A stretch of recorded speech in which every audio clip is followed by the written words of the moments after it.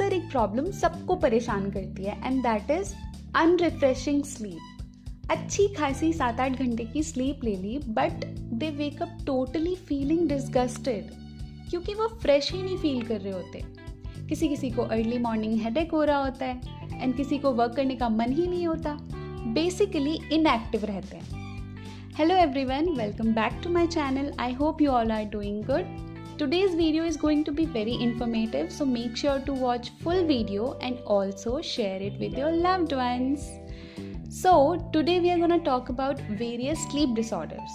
I will try to cover everything about it, its causes, consequences and treatment also. अगर आजकल के lifestyle की बात की जाए तो रात में नींद ना आना इज़ वेरी कॉमन एंड अगर आप या आपके कोई नोन सेम सिचुएशन से गुजर रहे हैं then this video will be beneficial for you. As we all know, sleep हमारी बॉडी की नॉर्मल फिजियोलॉजी के लिए कितनी इम्पॉर्टेंट होती है। नॉर्मली हमारी बॉडी के लिए 6 to 8 आवर्स की स्लीप रिक्वायर्ड होती है for adequate repair and rest. So what is a good sleep? Duration, continuity and quality decide करती है that if it was a good sleep or not. Timing of sleep is also very important. For example, एक person है वो 11 PM to 6 AM की sleep ले रहा है, another person 2 AM to 10 AM की स्लीप ले रहा है। यहाँ पर डिफरेंस ये है, जो दूसरा वाला पर्सन है उसे सनलाइट एक्सपोजर मिला ही नहीं ठीक से, फिर वो सारा दिन डल सा ही रहेगा and that's how productivity falls down. जब हम डीप स्लीप में होते हैं तब हम ओवरऑल रिकवर कर रहे होते हैं। फिजिकल रिकवरी की अगर बात करें तो ब्लड शुगर लेवल का रेगुलेशन, हमारे इम्यून सिस्टम एंड हमारा ब्रेन डिटॉक्सिफाई हो रहा होता है। अगर साइकोलॉजिकली बात करूं तो हमारी लर्निंग एंड इमोशंस प्रोसेस करते हैं, हमारी मेमोरी बनती है in our deep sleep phase. सबसे पहले हम स्लीप डिसऑर्डर्स के कुछ सिम्टम्स देखते हैं। First is sleepiness during day time, लेकिन रात में सोने में प्रॉब्लम होती है या नींद ही नहीं आती। सेकेंड, अगर रात में नींद नहीं आएगी तो फिर दिन में तो कभी भी झपकी लग सकती है ना। पढ़ते पढ़ते नींद आ रही है, ऑफिस में नींद आ रही है एंड व्हाट इफ ड्राइविंग करते टाइम आंख लग जाए and yes there are a lot of road accidents also. Thirdly, breathing in an unusual pattern, excessive snoring कर रहे हैं। फोर्थ, जब सोने की कोशिश करते हैं तब uncomfortable urge to move legs. ऐसा होता है ना कि जब हम सोने की कोशिश करते हैं तो हमें मतलब नींद नहीं आती एंड देन हम अपने पैरों को वाइब्रेट करने लग जाते हैं या फिर हम मूव करने लग जाते हैं।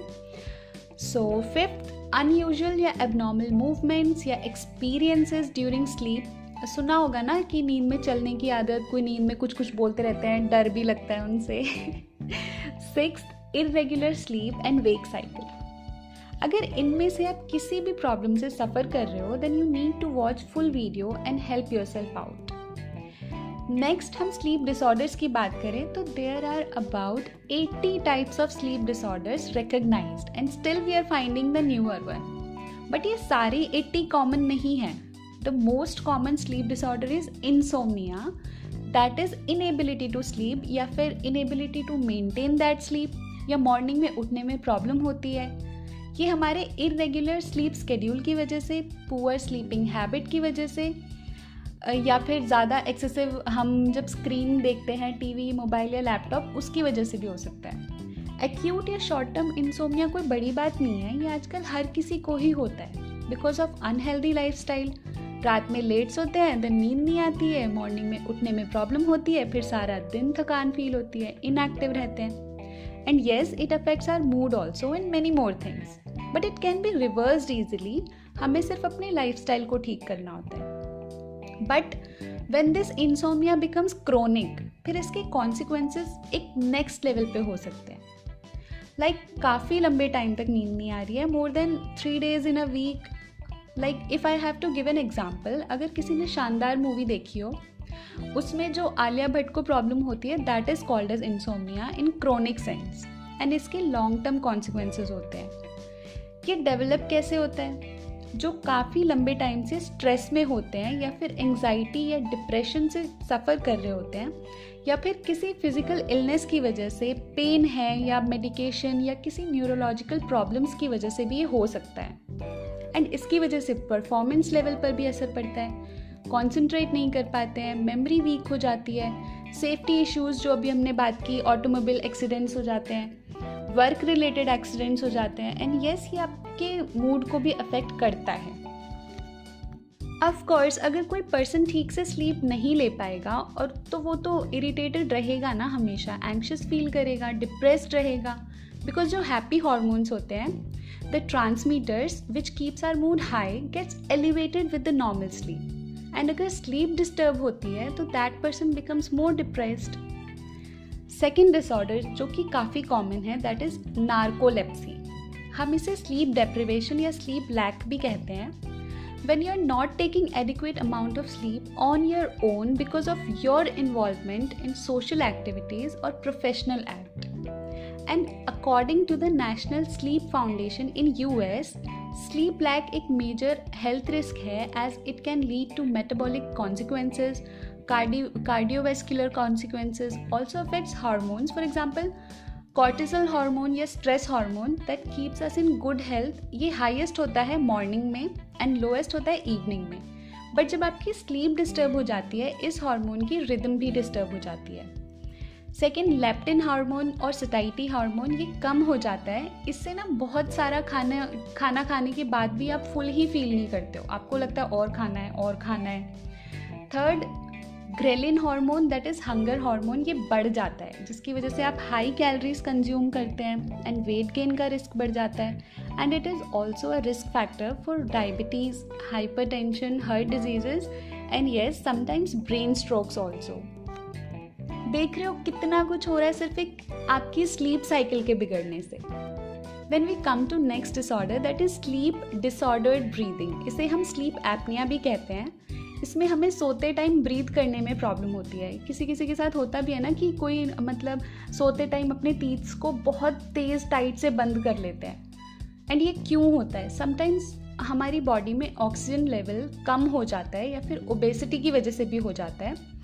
अगर किसी को डायबिटीज़ है या हाइपरटेंशन की प्रॉब्लम है, अस्थमा है या हार्ट डिजीज़ है, ये उनके लिए एक रिस्क फैक्टर हो सकता है। And that leads to excessive snoring. दिन में थकान होने लगती है, स्लीपी फील करते हैं दिन में, इंटेलेक्चुअल डिक्लाइन होता है, कन्फ्यूजन में रहते हैं, यही सब। और कभी कभी क्या होता है ना कि जिन्हें ये सारी डिजीज़ेस होती है, इन डिजीज़ेस की वजह से स्लीप एपनिया भी डेवलप हो जाता है। एंड कभी कभी क्या होता है कि अगर ये डिजीज़ेस नहीं भी है ना, बट स्लीप एपनिया की वजह से हाइपरटेंशन जैसी बीमारियां होने के चांसेस बढ़ जाते हैं। Next disorder is circadian rhythm disorders.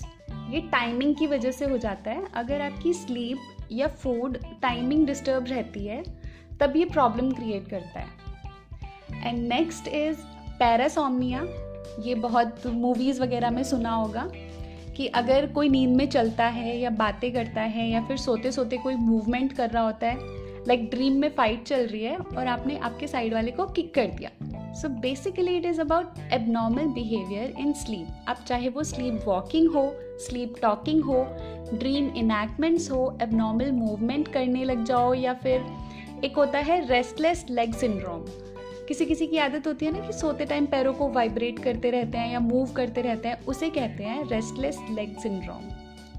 अगर आपको इनमें से कोई भी सिम्टम्स लगते हैं एंड अगर वो माइनर है तो आप खुद कुछ चेंजेस करके भी ठीक कर सकते हो उन्हें। लाइक अगर आप ओवरवेट हैं so try to lose your weight. Regular exercise, regular walk या योगा जो भी आप कर सको आप वो भी कर सकते हो। Avoid alcohol and smoking, and most importantly avoid sleeping pills.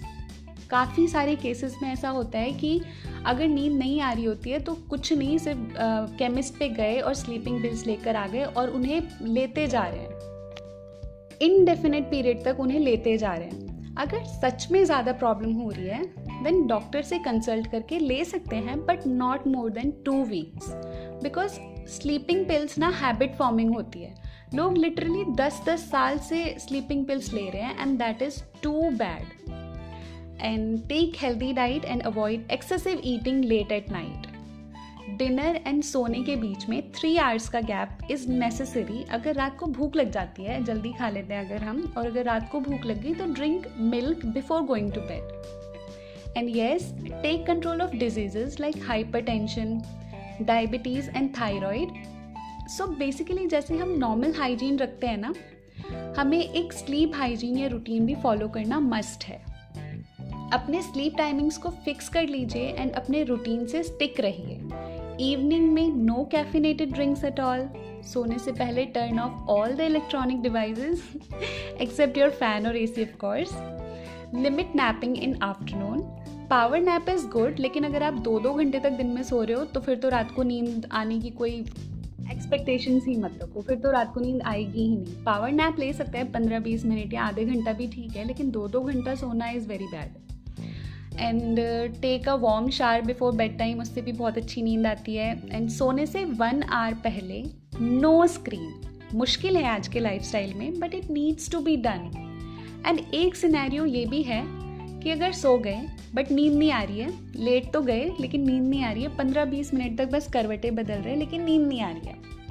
Tendency ये होती है कि उठ के फिर फ़ोन में नोटिफिकेशंस चेक करने लग जाते हैं या टीवी लैपटॉप ऑन कर लेते हैं, बट दिस इज़ रॉन्ग. अगर नींद नहीं आ रही है तो take a book and start reading it. This is a very good habit. इससे इवन स्लीप क्वालिटी इम्प्रूव होती है. सो नींद नहीं आ रही है ना, तो फ़ोन नहीं, बुक उठाओ. टाइम से सोना, खाना, एक्सरसाइज सब फॉलो करके कुछ हद तक हमारी प्रॉब्लम सॉर्ट कर सकते हैं. So why not. एंड अगर ज़्यादा ही प्रॉब्लम हो रही है, अगर ये जितने भी मैंने डिसऑर्डर्स बताए, अगर इनमें से कुछ ज़्यादा ही प्रॉब्लम क्रिएट कर रहा है तो consult a doctor as soon as you can. That's it from my side. So I hope this video can be of any help for you guys. If yes, please hit the like button. Do share your experiences in comment section. Share this video with your loved ones or your people. And yes, don't forget to subscribe my channel. See you in the next. Thank you so much.